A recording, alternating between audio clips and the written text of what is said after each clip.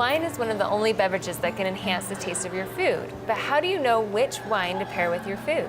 I'm here with Michael Freivogel, a server at River Horse Restaurant in Park City, Utah, and he's going to give us a few tips on how to pair your wine with food. How are you doing, Michael? I'm doing well, Erin. How are you? Doing well. This looks fantastic. Nice to have dinner with you. I know. Nice to have dinner with you, too. It doesn't happen all that often. I know. Let's make it educational and fun. I like that idea. So tell me a little bit about what type of food we have here and why you chose the wines you chose. Well, I chose the starting course as the scallops because I love scallops. We got some really nice ones in right now in the kitchen. They've prepared them with a vanilla beurre blanc, which is a nice sweet addition to a typical beurre blanc sauce, which is a lemon white wine reduction. They have a Prosecco here on the table that'll accent the sweetness of the vanilla on the scallops and also complement the delicate dish itself. There's also a halibut here, which is our most popular dish, always has been. Looks amazing. So, yeah, it's really good. A macadamia nut topping with a lemon beurre blanc as well as a mango chutney. This white wine I chose is the Mère Gold, and there are hints of mango in there. There's also a real nice buttery texture to the wine, yet it's not overpowering. It's still a light white wine, and so it complements this dish well also. And that's kind of one of the things you want to do is you have a really light, playful dish. You want a light, playful wine, which is the first course. We have kind of a medium-bodied dish with a really nice, full-bodied fish, which is still a medium-bodied dish, and it's with a really nice medium-bodied wine. This is a really great Chardonnay. You can see there's a nice golden color to it, and it goes wonderfully with the mango and the butter sauce over the halibut that we serve here. So it matches colors, together. yeah, colors are a good thing to go by sometimes. For example, red meat and red wine pair up always very nicely. We've picked the Parallel Cabernet. It's a nice full-bodied Napa Valley Cab. It is nice and dry with some good fruit in it.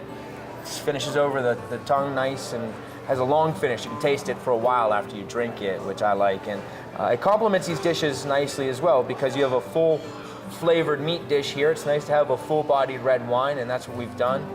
The fruit is complemented in the huckleberry.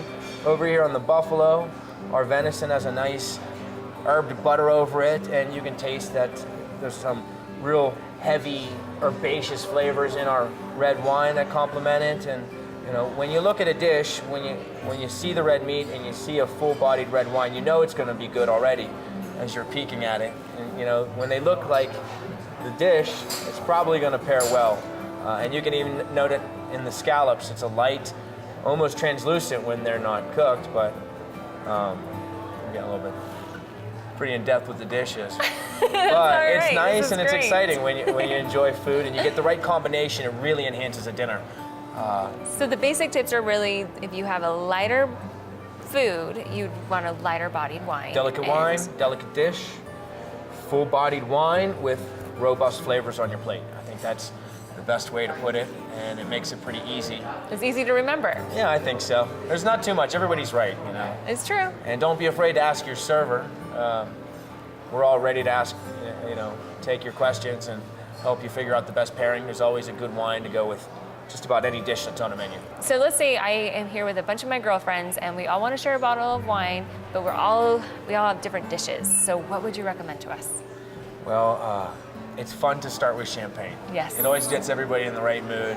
It makes all the decisions from here on out easier after a few glasses of champagne. Whether it's a good or bad decision, that's not my business. But once you get going, if no one will really decide on something, I look for a crowd pleaser. A nice California Pinot Noir is always a good way to go. It's full-bodied normally if it gets a lot of sun. If you see something from Sonoma or Napa that's a Pinot, typically the grape will have a lot more of a body to it than something from Willamette or something from something Burgundian, something from France. But if you get something that's in the middle of the road, it's easy to pair that with any dish. Okay. Pinot Noir is nice to have with fish as well as a nice meat. So that's a great tip. So let's say we move on to dessert. What would you recommend for a dessert wine? I always pair up chocolate and port because they're just wonderful together, especially with we have a molten chocolate cake that has a raspberry sorbet on it. And it's nice to have a port that has really deep currants, blackberries, raspberries in it.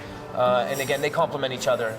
Even the colors themselves do. And then when you get something that's like a creme brulee or vanilla ice cream, you look into sauternes and late harvest wines that resemble in color the dessert that you're enjoying. So color is always a good way to go. It's not the most accurate, but if you're a beginner and you don't want to ask questions, look at the wine, look at your food, and if they look the same, probably got a good pairing. Sounds good. Yeah. Thank you so much for the tips, and I hope Absolutely. this helps you when you dine out. I know it's going to help me. I'm really looking forward to using these tips the next time I go out to eat. Thanks again, Michael. Oh, you're welcome. Bon appetit. Thank you.